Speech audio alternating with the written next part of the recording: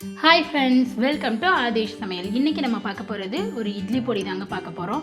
ரொம்பவே சிம்பிளான டேஸ்டியான இட்லி பொடி எப்படி செய்கிறதுன்னு தான் பார்க்க போகிறோம். இது செய்கிறதுக்கு நமக்கு ரொம்ப டைம் எடுக்காதுங்க, 15 நிமிஷமே அதிகம் தான். இது வந்து ரொம்ப ஈஸியாக செஞ்சிடலாம். இப்போ எப்படி செய்கிறதுன்னு பார்க்கலாம், வாங்க வீடியோக்குள்ளே போகலாம். இப்போ தான் நீங்கள் நம்ம சேனலை ஃபஸ்ட் டைம் பார்க்குறீங்கன்னா மறக்காமல் சப்ஸ்கிரைப் பண்ணுங்கள், கூடவே இருக்கிற பெல் பட்டனை ப்ரெஸ் பண்ணுங்கள். அப்போ தான் நான் எப்போ வீடியோ போட்டாலும் உங்களுக்கு நோட்டிஃபிகேஷன் வரும். இப்போ பொடி செய்கிறதுக்கு என்னென்ன பொருட்கள் தேவைன்னு பார்த்துடலாம். 1 கப் உளுந்து எடுத்து வச்சுருக்கேன். அதே கப்பால் 1/2 கப் கடலைப்பருப்பு எடுத்திருக்கேன். அதே கப்பில் 1/4 கப் துவரம்பருப்பு எடுத்து வச்சுருக்கேன்.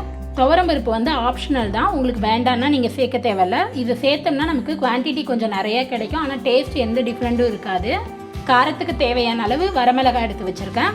1 ஸ்பூன் மிளகு, 1 ஸ்பூன் ஜீரகம், 1/4 ஸ்பூன் வெந்தயம் எடுத்து வச்சுருக்கேன். இப்போ வாங்க வறுக்க ஆரம்பிச்சிடலாம். இப்போ இங்கே ஒரு தவா வச்சுருக்கேன். தவா சூடாகிடுச்சு. இதில் நம்ம எடுத்து வச்ச உளுந்து 1 கப் சேர்த்துக்கலாம். இப்போ இதை சேர்த்து விட்டு இதை வந்து நல்லா வறுத்து எடுத்துக்கலாம். நல்லா கோல்டன் ப்ரௌன் ஆகிற வரையும் நம்ம வறுத்து எடுத்துக்கலாம்.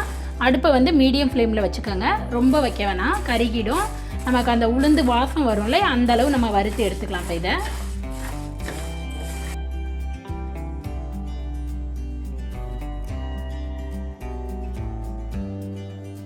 இப்போ பாருங்கள், நல்லா செவந்து வந்துருச்சு. இந்த அளவு செவந்தால் போதும், நமக்கு ரொம்பவும் செவர தேவையில்ல. இப்போ இதை வந்து நம்ம ஒரு பிளேட்டில் மாற்றி எடுத்து வச்சுக்கலாம்.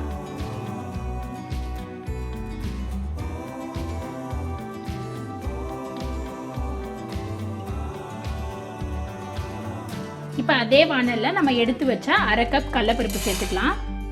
இதையும் நல்லா வறுத்து எடுத்துக்கலாம். நல்லா செவந்து வர்ற வரையும் நம்ம வறுத்து எடுத்துக்கலாம்.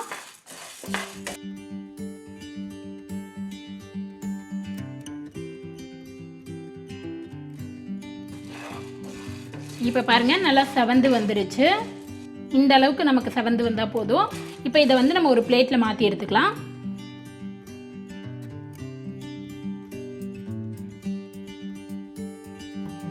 இப்போ அதே வானலில் நம்ம எடுத்து வச்ச 1/4 கப் துவரம்பருப்பு சேர்த்துக்கலாம். இப்போ இதையும் நல்லா வறுத்து எடுத்துக்கலாம். நல்லா செவந்து வர்ற வரையும் நம்ம வறுத்து எடுத்துக்கலாம். உங்களுக்கு துவரம்பருப்பு சேர்க்காமலும் செய்யலாம், ஆனால் நமக்கு குவான்டிட்டி நிறையா வேணும்னா துவரம்பருப்பு சேர்த்தோம்னா நமக்கு குவான்டிட்டி நிறையா கிடைக்கும். சில பேர்த்துக்கு பொடி வந்து ரொம்ப இஷ்டமாக இருக்கும், ஆனால் அடிக்கடி நம்மளால் அரைக்க முடியாது இல்லையா. வெறும் உளுத்தம்பருப்பு கடலம்பருப்புங்கும்போது நமக்கு வந்து எல்லாமே பொருள் அதிகமாக போகும். அப்படி இருக்கும் பட்சத்தில் நம்ம வந்து இந்த மாதிரி துவரம்பருப்பு கொஞ்சம் சேர்த்துக்கிட்டோன்னா நமக்கு வந்து குவான்டிட்டி கிடைக்கும். அதனால தான் நம்ம இதை சேர்க்குறோம். நீங்கள் வேண்டான்னா இதை விட்டுடலாம்.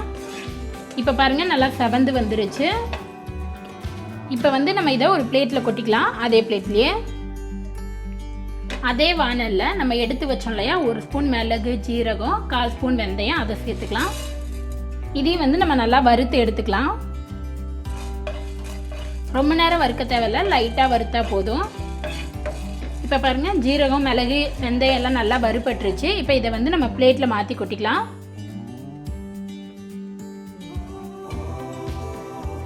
இப்போ அதே வானலில் நம்ம வந்து ஒரு 1/2 ஸ்பூன் எண்ணெய் ஊற்றிக்கலாம். இதில் நம்ம எடுத்து வச்ச வரமிளகாவை சேர்த்துக்கலாம். இதையும் வந்து நம்ம நல்லா வறுத்து எடுத்துக்கலாம். ரொம்ப வறுக்க தேவையில்ல, லைட்டாக வறுத்தா போதும்.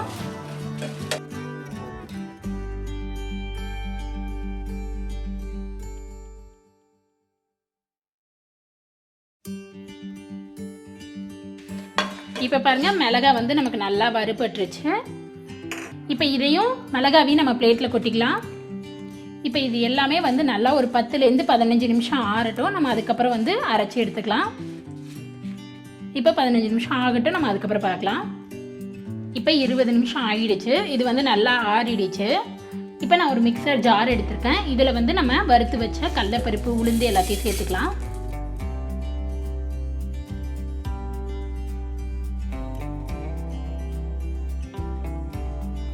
இப்போ எல்லாத்தையும் சேர்த்தாச்சு. இதோட தேவையான அளவு உப்பு சேர்த்துக்கோங்க. இதோட ஒரு 1/2 ஸ்பூன் பெருங்காயத்தூள், இது எல்லாத்தையும் சேர்த்து இப்போ வந்து நம்ம நல்லா பவுடராக அரைச்சி எடுத்துக்கலாம். ரொம்ப பவுடராக அரைக்க வேணாம், சும்மா கொஞ்சம் கொரப்பாக அரைச்சி எடுத்துக்கலாம். இப்போ அரைச்சிட்டு பார்க்கலாம். இப்போ நல்லா அரைச்சி எடுத்தாச்சு. நம்ம ஓப்பன் பண்ணி பார்க்கலாம். பாருங்கள், இப்போ நல்லா அரைச்சாச்சு. இந்த அளவு அரைச்சி எடுத்துக்கோங்க. இந்த அளவு அரைச்சி எடுத்துக்கோங்க, அப்போ தான் நமக்கு நல்லாயிருக்கும். அவ்வளோதான் ஃப்ரெண்ட்ஸ், நம்மளோட பொடி வந்து சூப்பராக ரெடி ஆகிடுச்சு. கண்டிப்பாக நீங்களும் ட்ரை பண்ணி பாருங்கள். உங்களுக்கு இந்த வீடியோ பிடிச்சிருந்துச்சுன்னா லைக் பண்ணுங்கள், ஷேர் பண்ணுங்கள், கமெண்ட் பண்ணுங்கள். மறக்காமல் சப்ஸ்கிரைப் பண்ணுங்கள். கூடவே இருக்கிற பெல் பட்டனை ப்ரெஸ் பண்ணுங்கள். அப்போ தான் நான் எப்போ வீடியோ போட்டாலும் உங்களுக்கு நோட்டிஃபிகேஷன் வரும். நெக்ஸ்ட்டு ஒரு நல்ல ரெசிபியில் உங்களை பார்க்குறது வரைக்கும் பாய்.